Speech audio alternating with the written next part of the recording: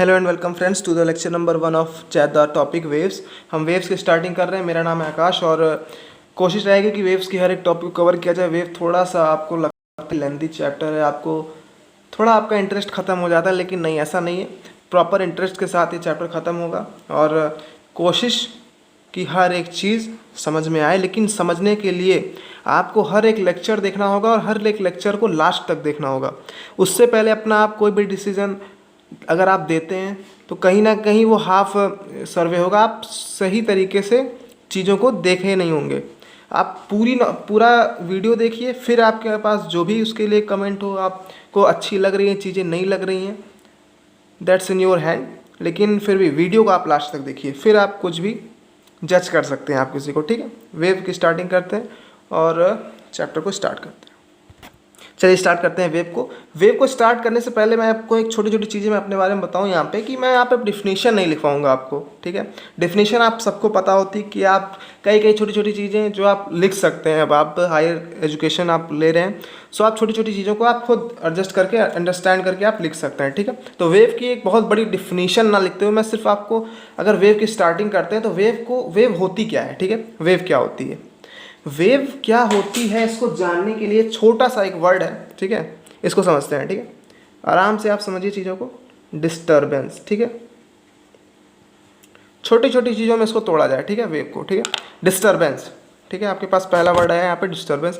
Wave जो है एक डिस्टर्बेंस है। ठीक है, डिस्टर्बेंस है। डिस्टर्बेंस कैसी है, डिस्टर्बेंस ऐसी है दैट कैन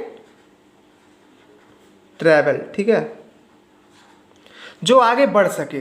डिस्टर्बेंस एक ऐसी डिस्टर्बेंस, वेव एक ऐसी डिस्टर्बेंस है जो आगे बढ़ सके, दैट कैन ट्रेवल। और एक चीज़ और जोड़ लेते हैं, अगर आपको डिस्टर्बेंस कहने में थोड़ी सी दिक्कत होती है सो आप ब्रैकेट में एक चीज़ और लिख लीजिए, वो एक पैटर्न ऑफ डिस्टर्बेंस होती है। ठीक है, जो उस डिस्टर्बेंस का पैटर्न बनता है उसको भी हम वेव कहते हैं, और जो आगे बढ़ सके, दैट कैन ट्रैवल। ठीक है, ये छोटी सी डिफिनेशन थी, हल्की सी चीज़ जो आपको समझना चाहिए, छोटी सी चीज़ थी। ठीक है, अब आगे बढ़ते हैं अपने टॉपिक पे। अब हम इसका एग्जांपल लेते हैं। ठीक है, वेव के आखिर डिस्टर्बेंस का पैटर्न बनता कैसा है, एक जनरल सा डेली लाइफ एग्जांपल अगर हम लें। सो अगर हम देखते हैं कि वाटर में अगर हमको पत्थर डालते हैं, ठीक है, कोई भी ऐसी ऑब्जेक्ट डालते हैं, सॉलिड जो भी आपको ले सके आप, पत्थर, ठीक है, आपने डाला। ठीक है, ये है, मान लेते हैं ये वाटर का अपर सरफेस है। ठीक है, यहाँ पे हमने एक ऑब्जेक्ट को थ्रो इन किया। ठीक है, अंदर हमने डाला। ठीक है, अब क्या होता है कि आपने देखा होगा कि जो डिस्टर्बेंस क्रिएट होती है कुछ इस तरीके से होती है। यहाँ पे ऐसे से भंवरे टाइप बनती हैं और वो आगे ऐसे ऐसे से ट्रैवल होती चली जाती हैं। ठीक है, एक पैटर्न बन जाता है। वो डिस्टर्ब होती कि नहीं होती हैं।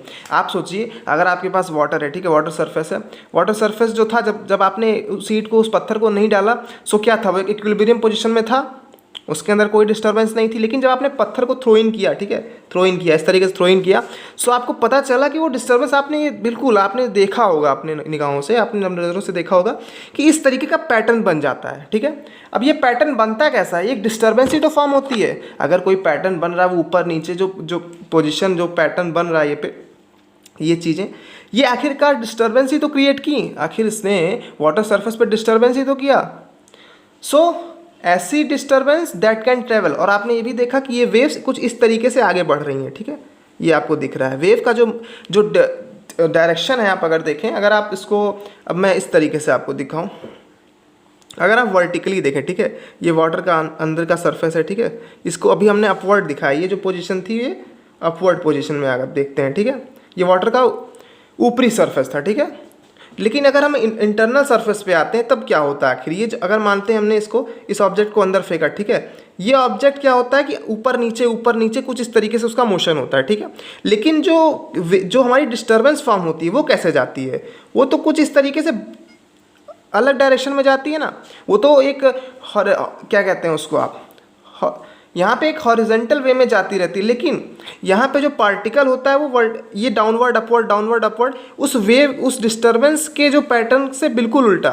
डिस्टर्बेंस का जो यहाँ पे जो हमारा पैटर्न ऑफ डिस्टर्बेंस क्रिएट हो रहा है वो तो कुछ इस तरीके से यहाँ पे पैटर्न बन रहा है हमारा, लेकिन जो पार्टिकल मूव हो रहा है वो कहीं ना कहीं टू एंड फ्रो मोशन कुछ इस तरीके से हो रहा है, यहाँ पे चेंजिंग हो रही है।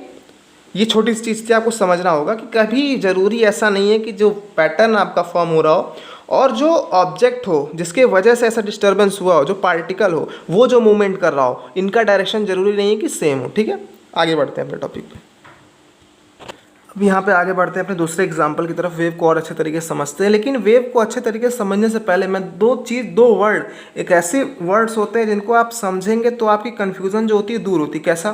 पहला वर्ड डिस्टर्बेंस ऑफ पार्टिकल, ठीक है, पार्टिकल डिस्टर्ब हो रहा हो। और दूसरा वर्ड है जो pattern of disturbance that can travel. ये दोनों चीज़ें अलग अलग हैं। ठीक है, यहाँ पे हमारा जो यहाँ पे अभी पत्थर का एग्जांपल लिया, हमने पानी में डाला। ठीक है, जब वो पत्थर मूव हो रहा है, जब पत्थर ऊपर नीचे होता है, सो वो जो कंडीशन है वो डिस्टर्बेंस ऑफ पार्टिकल होता है। ठीक है, वो पार्टिकल डिस्टर्ब हो रहा है। ठीक है, वो अपनी कुछ डिस्टर्बेंस क्रिएट कर रहा है, लेकिन उसके टू एंड फ्रो मोशन से जो वहाँ पे पैटर्न क्रिएट हो रहा है, जो इक्विलिब्रियम पोजीशन से जो पैटर्न क्रिएट हो रहा है वाटर में, वो जो आगे बढ़ रहा है वो वेव होती है। जो pattern of disturbance that can travel, उस डिस्टर्बेंस से जो पैटर्न क्रिएट हो रहा है, जो आगे बढ़ रहा है, उसको वेव कहते हैं। ये चीज़ आपको ध्यान में रखनी होगी। ठीक है, अब आगे चलते हैं अपने एग्जाम्पल की तरफ। यहाँ पे हम ऐसा एग्जाम्पल हमने यहाँ पे रखा है कि एक हमने रोप ली। ठीक है, ये रोप है, बेसिकली एक रोप है।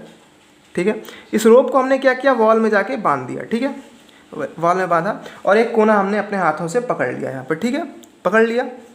अब हम क्या करते हैं कि इसको एक थोड़ा सा बम्प देते हैं। बम्प देते हैं मतलब इसको थोड़ी सी एनर्जी प्रोवाइड करके थोड़ा सा इसको अपने हाथों से झटक देते हैं।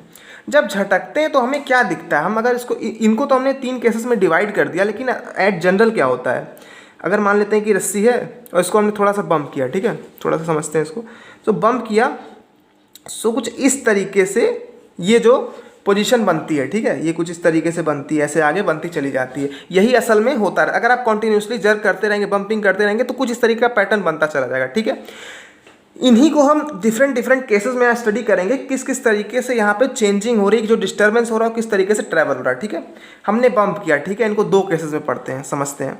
जो हमारा पहला केस यहाँ पे हो रहा है वो क्या हो रहा है कि जब हमने एक बार जर्क इसको किया, सो पार्टिकल ने मोशन, जो पार्टिकल हुआ वो डिस्टर्ब हुआ। ठीक है, पार्टिकल डिस्टर्ब कुछ इस तरह से हुआ, इक्विलिब्रियम पोजीशन में मान लेते हैं, अगर वो अपनी मीन पोजीशन पे था तो उसने कुछ यहाँ पे डिस्प्लेसमेंट की। ठीक है, वो ऊपर बढ़ा, वो ऊपर आया। देखिए यहाँ पे थोड़ा सा, आखिर पार्टिकल ने थोड़ा सा डिस्प्लेसमेंट किया ना, यहाँ पे कुछ ना कुछ तो ऊपर आया अपने मीन पोजीशन से।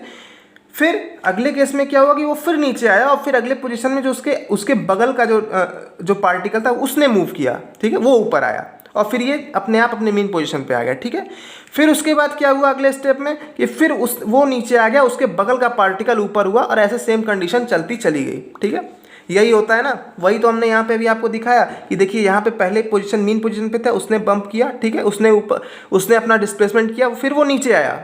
ठीक है, फिर वो नीचे आया और फिर उसके बगल वाले पार्टिकल ने ऊपर मूव किया, फिर वो नीचे आया, फिर उसके बगल वाले पार्टिकल ने मूव किया। सो यहाँ पे हो क्या रहा है, अब यहाँ की केस स्टडी अगर हम करें तो हमें ये समझ में आ रहा है यहाँ पे 2 चीज़ें हो रही हैं। ठीक है, एक क्या हो रहा है यहाँ पे, पहली चीज़ कि पार्टिकल ऑसिलेट हो रहा है। यहाँ पे पार्टिकल क्या कर रहे हैं, वो अपने पोजीशन से ऑसिलेट कर रहे हैं। मतलब ऑसिलेट का मतलब आप किस तरीके से समझ सकते हैं, अपने ही पोजीशन पे वो टू एंड फ्रो मोशन कर रहे हैं। ठीक है, देखते हैं अगर हमने बम्प किया यहाँ पे, सो क्या हमें दिखा, यहाँ पे अगर मान लेते हैं एक पार्टिकल होगा, उसने थोड़ा सा डिस्प्लेसमेंट किया, फिर वो नीचे आया, ऐसे मोशन करता चला गया, वो अपने ही पोजीशन पे। क्या पार्टिकल आगे गया? नहीं। जिस पार्टिकल ने यहाँ डिस्प्लेसमेंट किया वो पार्टिकल आगे गया? नहीं, वो पार्टिकल आगे नहीं गया, लेकिन जो डिस्टर्बेंस क्रिएट हुई वो आगे गई। जो उस पार्टिकल की डिस्प्लेसमेंट क्रिएट हुई, उस पार्टिकल्स ने जो डिस्प्लेसमेंट किया, वो डिस्प्लेसमेंट आगे ट्रेवल होती चली गई। ठीक है, ये क्लियर होनी चाहिए बातें। ठीक, जो यहाँ पे डिस्टर्बेंस हुई वो चीज़ें आगे आई। सो यहाँ पे जो हमें 2 कंडीशन यहाँ पे दिखी, वो ये दिखी कि जो वेव मोशन हो रहा है, यानी जो मोशन ऑफ द वेव हो रहा है, यानी जो डिस्टर्बेंस क्रिएट हो रही है, वो कुछ इस वे में आगे बढ़ रही है। यानी डायरेक्शन अगर हम देखें, सो वेव मोशन की जो डायरेक्शन है वो कुछ इस तरीके से आगे ट्रैवल हो रही है। देखिए आपको दिख रही है, ऐसे कंडीशन में, ऐसे सेम पोजीशन में ट्रैवल हो रही है। लेकिन क्या पार्टिकल का मोशन का क्या डायरेक्शन है यहाँ पे? पार्टिकल तो अपने मेन पोजीशन से ऊपर नीचे हो रहा है ना, सो उसकी जो पोजीशन है वो कुछ इस तरीके की है। जो पार्टिकल की जो मोशन है वो डाउनवर्ड अपवर्ड पोजीशन में है। ठीक है, आपको दिख रहा है ना, जो पार्टिकल की मोशन है वो ऊपर नीचे, एंड द वेव की जो मोशन है वो आगे जा रही है, मतलब आगे ट्रैवल कर रही है। ठीक है। यहाँ पे आपको तीनों कंडीशन यहाँ पे देखी। अब छोटी छोटी चीज़ें यहाँ पे समझनी होगी, जो छोटी छोटी पॉइंट्स हैं यहाँ पे क्लियर होनी चाहिए। जो अब यहाँ पे समझते हैं कि इस केस में जो डिस्टर्बेंस हो रही है किस फॉर्म में हो रही है, किस फॉर्म में डिस्टर्बेंस हो रही है। यहाँ पे डिस्टर्बेंस इस फॉर्म में हो रही है कि यहाँ पे जो डिस्प्लेसमेंट हो रही है वो ही कॉज है डिस्टर्बेंस का। देखिए अगर हमने पहले केस में हमने देखा कि यहाँ पे कोई डिस्टर्बेंस नहीं थी, इक्विलिब्रियम पोजीशन पे था। यहाँ पे अगर हम देखें इसकी अगर मान लेते हैं कि ये 0 पे था, मान लेते हैं इसकी जो डिस्प्लेसमेंट थी वो 0 थी, मान लेते हैं। फिर उसके बाद जब हमने थोड़ा सा इसको बम्प किया, सो ये मान लेते हैं कुछ +1 पोजीशन पे इसने थोड़ा सा डिस्प्लेसमेंट किया।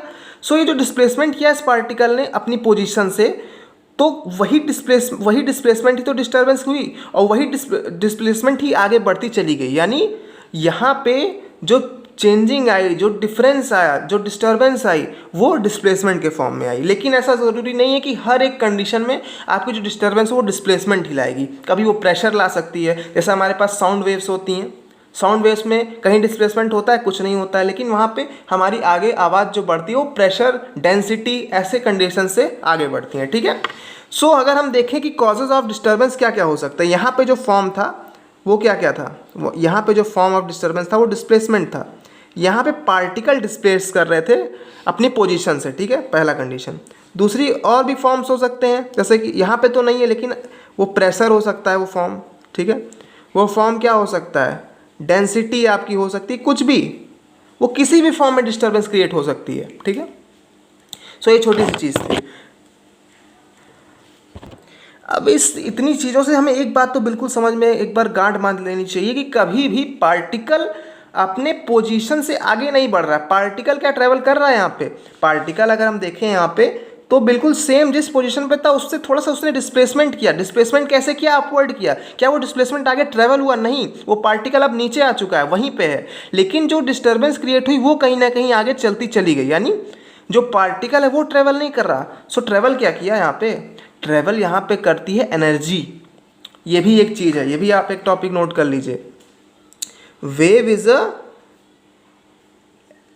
Energy that travels.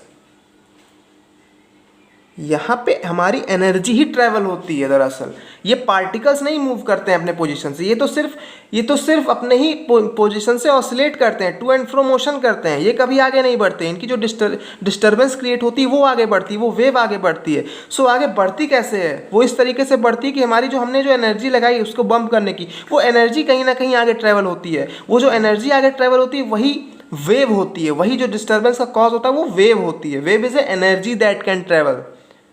वेव हमारी ही एनर्जी है जो आगे बढ़ती चली जा रही है, वो डिस्टर्बेंस का क्रिएट करती चली जा रही है, वो पैटर्न बनाती चली जा रही है। सो इसी वजह से जो वेव है वो एनर्जी है जो आगे बढ़ रही है। ये कंडीशन भी आपको पता होनी चाहिए। वेव एक मोमेंटम है जो आगे बढ़ रहा है, जो चीज़ों को आगे बढ़ा रहा है।